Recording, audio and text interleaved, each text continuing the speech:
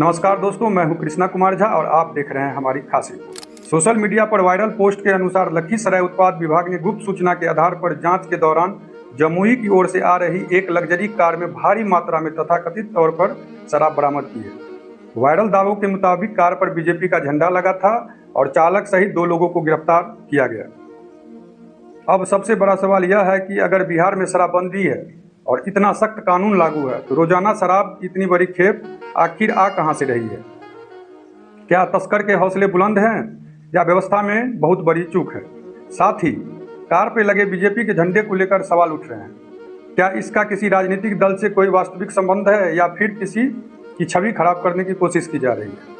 इसका जवाब केवल अधिकारी जांच से ही मिले। बिना जांच पूरी हुई किसी भी राजनीतिक दल या व्यक्ति को दोषी ठहराना उचित नहीं है। अब निगाह प्रशासन की कार्रवाई और जांच रिपोर्ट पर है। क्या इस मामले में पूरे नेटवर्क का खुलासा होगा या यह मामला भी कुछ दिनों की सुर्खियां बनकर रह जाएगी? आपकी क्या राय है?